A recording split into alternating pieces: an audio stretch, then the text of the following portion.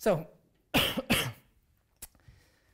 so before we talk about IPAM, I had a lot of fun with the demo today. So it broke, as usual, right before you have to demo it. So some of it, it's still trying to catch up, and it takes a little bit of time initially. But we'll explain it as we go along, as there's quite a few pieces to it. And my colleague Andrew here knows so much about it. It's fantastic. So I might put him on the thing. So how many people use an Excel spreadsheet to manage their IP ranges? Actually, I don't manage IP ranges, so I'll put my hand up. Go on, be honest. How many people just know it off their top of the head and don't think they're going to get hit by a bus later on? That's optimism for you. There's a worse option. There's a word? Yeah. Who manages their IP ranges using IPAM?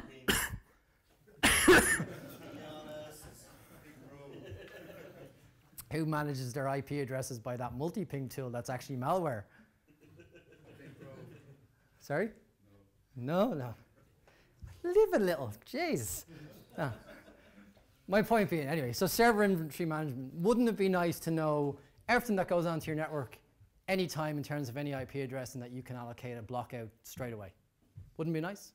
Wouldn't it be nice to manage like 500 DHCP servers in one small scope? Well, IPAM's not your tool. And no, it is. It's a great start. It's going to get there. It's version 1 of the technology. Okay, so version 1. Okay, version 2 will be out very soon. So or at least a patch, you know, service pack. Huh? I didn't say anything bad about it. I just said it's version 1, you know, let people interpret. So server inventory management. So for example, it will auto-discover DHCP servers. It will auto-discover, and I'm half thinking about that word auto-discover, but anyway, we'll talk about it when we show you the demo. So it'll discover your DHCP and your DNS servers from inside your network. It deploys a group policy out, which then gets assigned to these particular things. Scripts execute in the background, upload all this wonderful information, and then the thing comes up in your console as blocked. But we'll explain this in a few seconds. You have to do a few things to unblock it, but then it actually works perfectly, and you'll see it in a sec. So imagine being able to have a look at all your different IP ranges inside your network. Imagine knowing that you're, actually, here's a really, how many people know that their DNS zones are actually healthy? Why was the giggle? I'm going to pick on you now, so why was the giggle? Do you know if your DNS zones are healthy? No. Well, that is honesty. I like the honesty. Do you know if your Active Directory is healthy? Ah, yeah. Says the SCOM consultant in the building. But my point is that these things again, going centrally managed, and especially with the Server 2012 management console, will start to give you a good idea of whether things are healthy inside your environment, whether services are started, whether your event logs are populated with crap, critical errors, or so on and so forth. But now you can have a look at your DHCP and DNS scopes as well, and actually make sure that they're healthy as well. So again, bringing you back to a nice, hopefully healthy environment if you read the stuff. So IP address space management. I'm sure you've all gone into different companies and said, oh, I need an IP address, and so a finger in the air, yeah, that's the IP address, is free, put the IP address on. That server went down earlier on, I'm sorry, didn't really mean it. IP address misassigned. So, be nice to assign our IP addresses in a structured approach and not from an Excel spreadsheet that someone keeps on their local laptop who happens to be sick on the day you want to assign something. So we're going to talk about auditing. I really like this feature. Imagine being able to say, yes, Bob, it was you that logged onto that server and broke it. Hopefully there's no Bob in the audience, is there? I do apologize in advance, Bob, if you're here. But let's say Betty from accounts, who managed to get the administrator password. I'm sure there's no Betty from accounts here. Anyway, we'll talk about it later. And then IP address tracking, you know, what servers are using what IP address and so on and so forth. We'll show you the console in a second about it. So do they seem like useful features that you'll be able to use? Yeah? Version 1? Just want to... that's actually supposed to be a demo slide. There you go. Misspelling. So let's have a look at IPAM. We're doing all right in time. So first rule, do not install IPAM on your DHCP servers. I did and broke it. Second rule, don't do it on your domain controllers. It won't install in DC. There you go, second rule. So, one cool thing, IPAM does not have its own little management utility. So you can't find it. So you install IPAM, you go, where's my IPAM, where's my IPAM? And you run around and you panic a little bit. And you read TechNet and realize, no MMC for you, mister, today. You're going to go to the Server Manager feature. So it is a 2012 feature, and we're going to go all the way with Server Manager. We trust it. So we'll just skip back here for a second. I'll actually close Server Manager just to show you getting into it. Excuse me. I got sick in MMS, and I'm still trying to get a cold. And no, it was not a hangover. I did not try to emulate those movies at all. It was a man flu. Kevin can vouch for me. So straight away when you come in, so this again, it's a simple role. It will ask you to install additional features and bits and pieces when you select. You can features. It's done for you in about 3 or 4 minutes, depending on the speed of your hardware, and it brings you into this lovely console. So the first thing you need to actually do is connect it to the IPAM server. So you press your connect. It's only one IPAM server. You can have multiple IPAM servers, but you have to be very careful in terms of your delegation and how you invoke your group policies. So you just have to be careful. So just use one for now, because it's V1 of the technology, and we're getting there. So you connect to your IPAM server. It will connect. It will use the security context of the account that you're actually logged in as. Fantastic, and it will log in, so you have to have rights to the actual box. You provision the IPAM server. And what this provisioning does, and because I selected I can't do, it will actually create some group policy objects. And here's the trick. You have to run a command at the end of it. I didn't. I was sitting there scratching my head going, why didn't things report back? So once it actually does, it creates a couple of group policy objects that stores absolutely just in memory or some random place that it decides. And you have to go out to PowerShell, and you have to run a command called invoke, that's one, IPAM. GPO provisioning. Okay, if you don't do that part, it doesn't work. So do that part. Don't do what I did and forget about it and sit there and kind of go, great, I'm going to have IPAM managed servers, and then nothing appears after 3 days, and I'm really starting to get upset with myself because I'm just like I didn't read something. So do this part. It will provision group policies, and what you will actually see. Sorry, I'm clicking around like a mad thing here.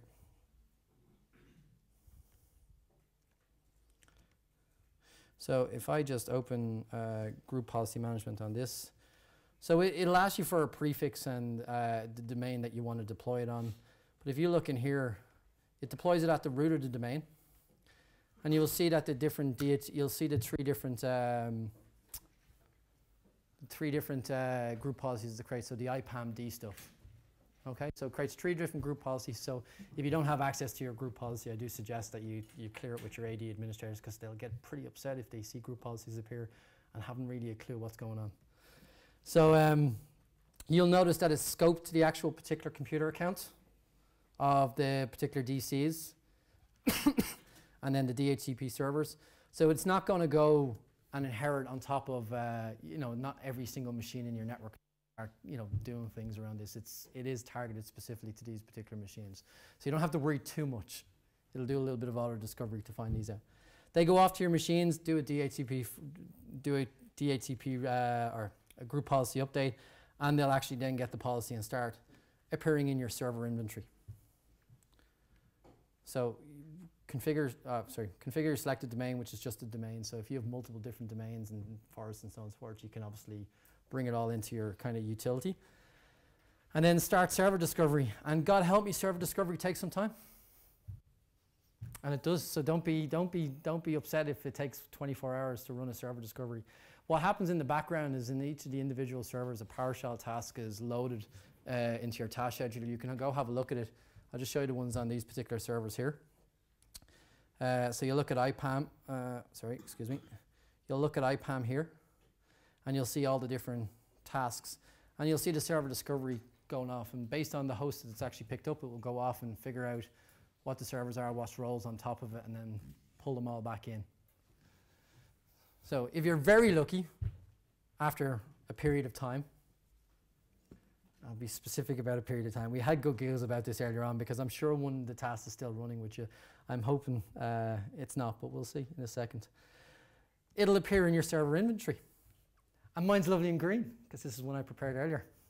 So an hour and a half ago, was it? Maybe 2 hours ago, that was all red and said blocked, because the initial discovery, I didn't have a couple of bits and pieces configured.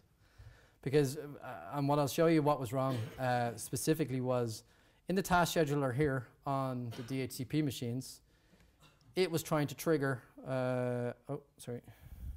this particular thing here, which is called an IPAM DHCP provision script. So the group policy set this up for me. It's going to connect back to the actual file share, execute a particular script, which is supposed to do a few different things about setting permissions and opening up a DHCP audit log. And then I can connect in and manage my wonderful servers. It didn't do that. It actually just sat there and did nothing. So I had to copy and paste the command in manually and actually execute so that it would actually run. And let me see if I still have it open here. So you'll see here, this is what I did. So I just copied the script locally and then just copied and pasted what it was saying. And it's just providing rights and delegating access to the actual IPAM server to be able to connect in. Okay? Otherwise, you get a lovely big red block message and you kind of go, what the hell is version 1 of technology? That's why I keep saying version 1. There's a few little quirky bits and pieces as we always introduce for fun. We do it for a reason. It's just like to keep you interested. See if he's...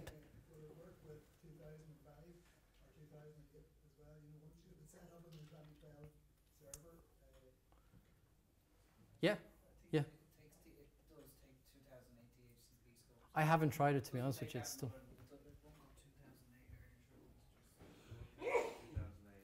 So 2000. So the question was, will it manage anything less than 2012 DHCP servers? So as far as 2008 and 2008 or 2, but let's confirm.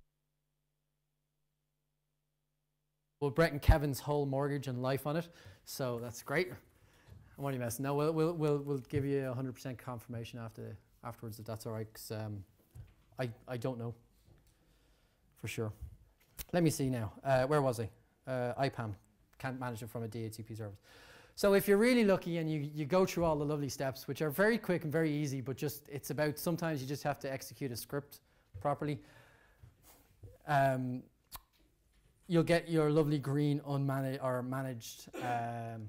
Or unmanaged, or you'll get your lovely green managed unblocked, and you'll be able to go in and actually verify there's the DHCP, there's the actual IP address it's on, the role. If I decide to add DNS and I want to capture this later on to that DHCP server, which why would I?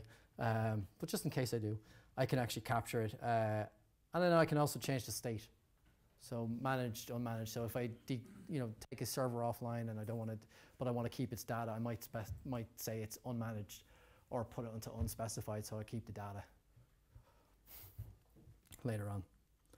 So let's have a quick navigation. So the IP address blocks. So you'll see here that it's picked it up from the DHCP server, so it's gone off and done its query in the DHCP servers. You'll see that it's actually detected that it's an overlapping block. It should be an overlapping block because it's a 50-50%, like it's a load balance scope. So it should actually tell me all the different statistics. So if I scroll across, I'll see there are all the, I've got 23% and 22% on one server of the address science. So you can see it's roughly 50-50 in terms of its IP assignments, which is kind of cool because it means that I'm not lying. It's actually doing what it should do.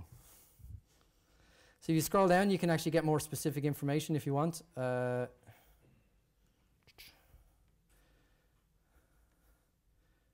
that's what's wrong.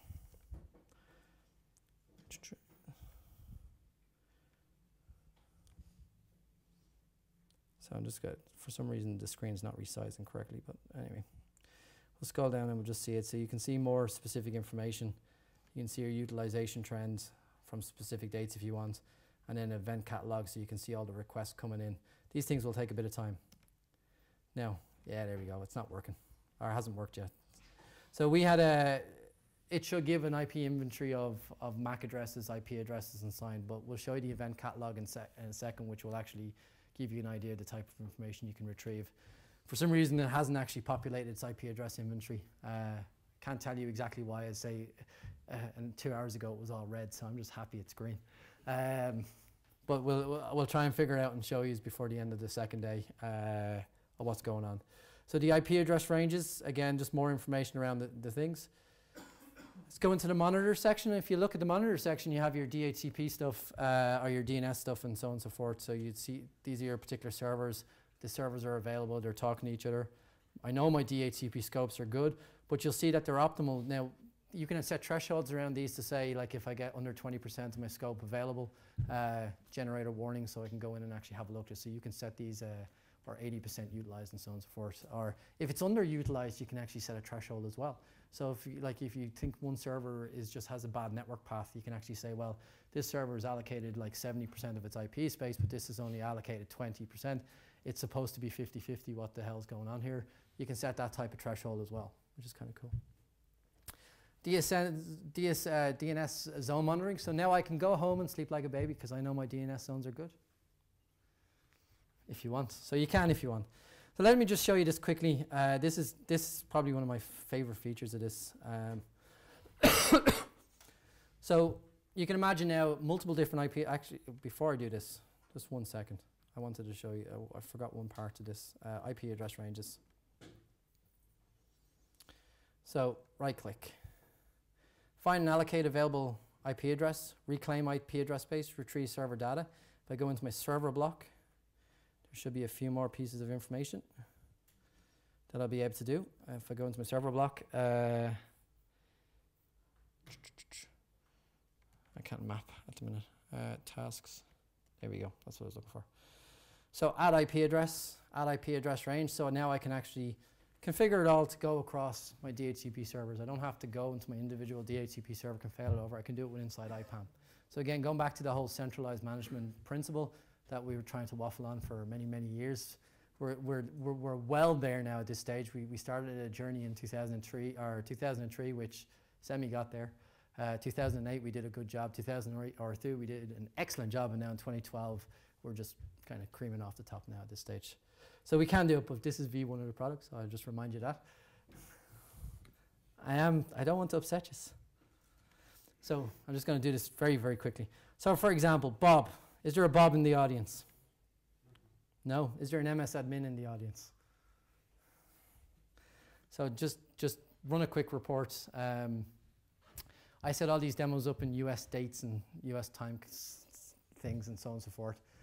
So don't mind the address structure. You might find that weird. But ultimately, it will tell me every kind of single transaction and IP address in terms of DHCP refresh, DHCP renew, IP addresses that I've logged in from, the authentication requests from your servers. Are you beginning to get worried that you can be found out what you're doing? You should. So here we go. So for example, there you go, DHCP renew from the particular servers. That's fantastic. That's what's happened on those events. Now let's, MS admin, why were you on 192.168.0.0.8? Now because I haven't updated the inventory hasn't updated, it's not going to give me all the information that I expect to see on this particular screen. But you can imagine being able to go to Bob, where are you Bob? And saying, Bob, you did where on that machine at that particular time? What the hell were you doing on that machine at that particular time? Oh, I was only fixing something. Okay, fair enough. But my point is that you can actually zone in pretty quickly. So that person who says that they didn't bring down the network can actually, like Andrew, brings down the network quite a bit. You can get around that. You can identify and go like. But you can identify by IP address, by client IP, by host name. You can do a few particular reports and so on and so forth.